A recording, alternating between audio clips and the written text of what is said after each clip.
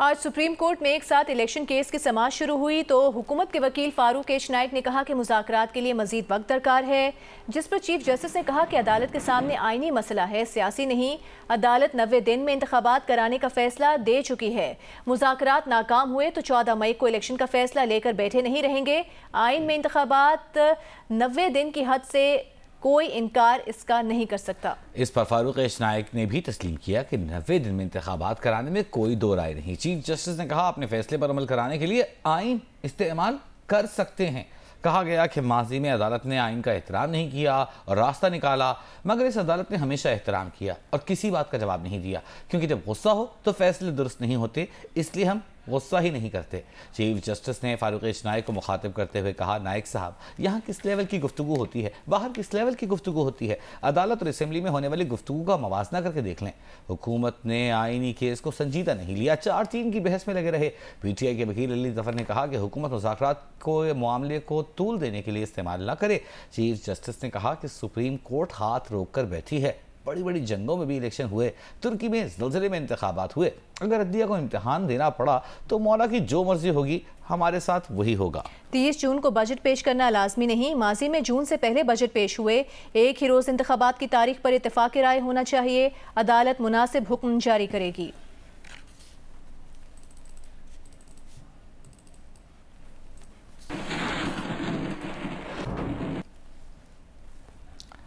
Supreme court میں ایک ساتھ الیکشن کیس کی سماعت کے دوران رہنما نون لیگ خواجہ سعد رفیق کی عدالت سے مذاکرات کے لیے مزید وقت اور کوئی حکم نہ دینے کی استدعا۔ خواجہ سعد رفیق نے کہا مذاکرات میں حکومت نے لچک دکھائی مگر دوسرے فریق نے لچک نہیں دکھائی، 3 نکات پر اتفاق ہو چکا، 4تھے پر بھی اتفاق ہو جائے گا، موجودہ وقفہ کوئی بڑا وقفہ نہیں۔ مذاکرات میں بریک آیا ہے لیکن بریک اپ نہیں ہوا ہے، جس پر چیف جسٹس عمر عطا بندیال نے کہا کہ مذاکرات میں مداخلت نہیں کریں گے، نہ کوئی ہدایات دیں گے۔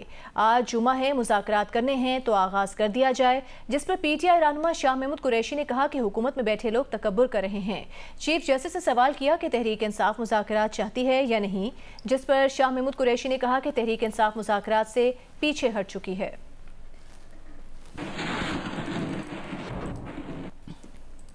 رہنما نون لیگ خواجہ سعد رفیق جب سپریم کورٹ میں مذاکرات کے حق میں بات کر کے آئے تو سوال کیا گیا کہ آپ مذاکرات کے حق میں مریم نواز اور خواجہ آصف کے خلاف بات کرتے ہیں، جس پر سعد رفیق نے کہا کہ وہ پارٹی قیادت کے مینڈیٹ کے ساتھ عدالت آتے ہیں، اگر کسی ساتھی کو مذاکرات پر اعتراض ہے تو پارٹی قیادت سے بات کرے۔ خواجہ آصف جانب سے جو ہے پروپیگنڈا منفی بیان سامنے آ رہے تھے، کیا ان مذاکرات کے لیے آپ نے ان کو اعتماد پر لیا تھا؟ اگر لیا تھا تو پھر اس طرح کے بیانات کیوں؟ بھیا جب ہم یہاں آتے ہیں تو اپنے پارٹی ہیڈز کے گیون مینڈیٹ سے آتے ہیں، اس مینڈیٹ کے بغیر نہیں آتے۔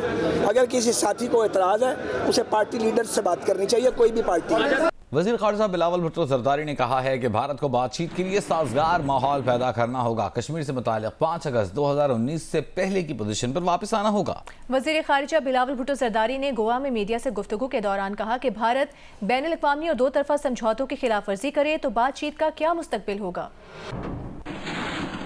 پیپلز پارٹی کا موقف آج سے نہیں، ہمیشہ سے یہ رہا ہے کہ بھارت کے ساتھ ہم اپنا ریلیشنز کو نارملائز کرنا چاہتے ہیں۔ اگست 5 2019 کا جو یونیلیٹرل الیگل ایکشنز تھے بھارت کے، جس سے انہوں نے نہ صرف انٹرنیشنل لا کو وائلیٹ کیا، جن سے انہوں نے نہ صرف یونائٹڈ نیشن سیکیورٹی کاؤنسل کے ریزولوشنز کو وائلیٹ کیا، مگر ہمارا بائیلیٹرل ارینجمنٹس کو بھی وائلیٹ کیا by taking these unilateral steps. آج میں بات چیت شروع بھی کرے، میں ڈائیلاگ بھی کرے، تو اس ڈائیلاگ کے نتیجے میں جو ڈاکیومنٹ نکلتا ہے انڈیا اس کو بھی یونیلیٹرلی وائلیٹ کیا جائے۔ بھارت کے عوام اور ان کے میڈیا جو بھی وہ کہے، جو بھی ان کا پوزیشنز ہے، دا ہارٹ آف ہارٹس ہم سب چاہتے ہیں، وہ بھی چاہتے ہیں اور ہم چاہتے ہیں کہ امن ہو۔ میڈیا میں جس طریقے سے ہم کور کیا گیا، اصل میں یہ بلاول بھٹو میں انٹرسٹ کم اور پاکستان میں انٹرسٹ زیادہ۔ ہمارے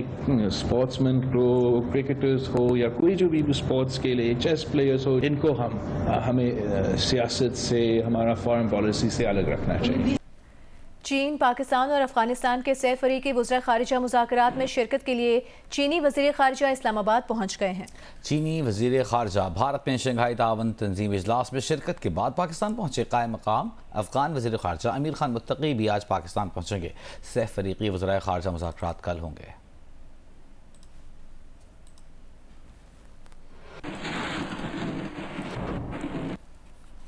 سابق وزیر اعلیٰ پنجاب عثمان بزدار کا سرکاری اراضی پر قبضے کا کیس اینٹی کرپشن حکام کے مطابق Usman Buzdar anti corruption team کے سامنے پیش ہو گئے۔ اینٹی کرپشن ٹیم نے عثمان بزدار کو سوال نامہ دے دیا۔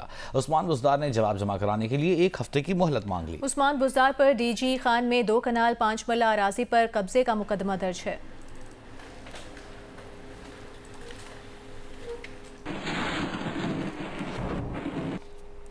کچھ دیگر خبریں شامل کرتے ہیں۔ آپ کو بتاتے ہیں کراچی کے علاقے گزری میں گھریلو ملازمہ پر تشدد کا واقعہ پیش آیا۔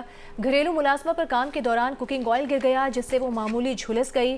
مالکن نے آئل گرنے کے باوجود اسے تشدد کا نشانہ بنایا۔ متاثرہ بچی کی ویڈیو بھی منظر عام پر آ گئی، جس میں اس نے بتایا کہ اس کی مالکن نے اس پر کوکنگ آئل گرنے کے باوجود تشدد کیا۔ پولیس حکام کا کہنا ہے کہ گھر میں موجود دوسرے افراد متاثرہ بچی کو لے کر خود پولیس کے پاس پہنچے۔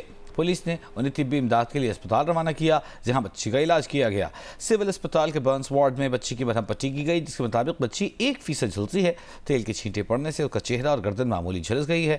بچی کے والدین صلاح مشورے کے بعد قانونی کارروائی کے لیے آئیں گے۔ فوری طور پر انہوں نے مقدمہ درج کرانے سے گریز کیا ہے۔ پولیس نے اہل خانہ کے بیانات قلم بند کر کے مزید تحقیقات کا آغاز کر دیا ہے۔ ملک میں مہنگائی تاریخی بلندی پر پہنچ گئی ہے۔ 1 ہفتے کے دوران مہنگائی کی شرح میں 1.05% اضافہ ہوا۔ ہفتہ وار مجموعی شرح 48.35% ہو گئی۔ 1 ہفتے میں 30 اشیاء مہنگی ہوئیں۔ مزید جانیے آمنہ عامر کی رپورٹ میں۔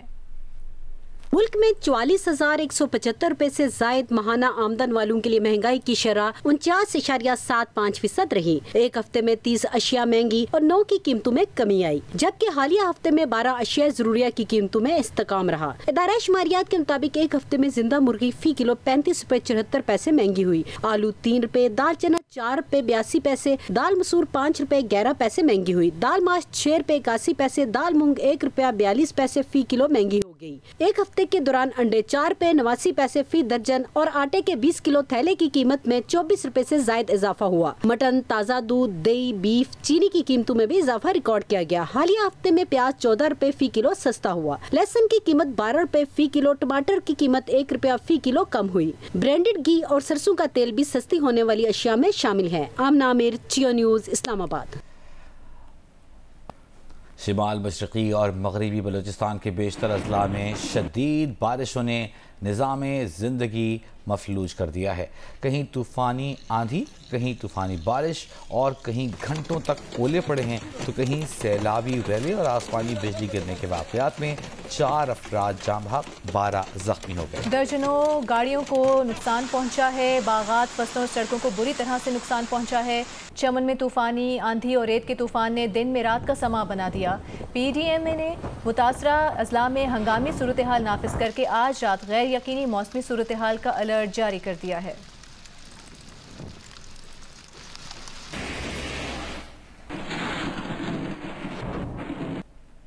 پاک فضائیہ نے تھیلیسیمیا کے مرض میں مبتلا میک اے وش فاؤنڈیشن کے بچے کی فائٹر پائلٹ بننے کی خواہش پوری کر دی۔ 1 دن کے لیے عبداللہ نوید کو اعزازی پائلٹ بنا دیا گیا۔ کراچی کی پی اے ایف بیس مسرور میں ایئر وائس مارشل خالد محمود اور ایئر کموڈور عاصم رانا نے فائٹر پائلٹ کے یونیفارم میں ملبوس 16 سالہ عبداللہ نوید کو فلائٹ کیپٹن کی اعزازی رینک پہنائے۔ عبداللہ کو مسرور بیس کے مختلف یونٹس کا دورہ کروایا گیا اور پاک فضائیہ کے لڑاکا طیارے میں بٹھایا گیا۔ تھیلیسیمیا کے مرض میں مبتلا عبداللہ نوید نے فائٹر پائلٹ بننے کی خواہش پوری ہونے پر خوشی کا اظہار کیا۔ میک اے وش فاؤنڈیشن کے سی ای او اشتیاق بیگ نے بیمار بچے کی خواہش پوری کرنے پر پاکستان ایئر فورس کا شکریہ ادا کیا۔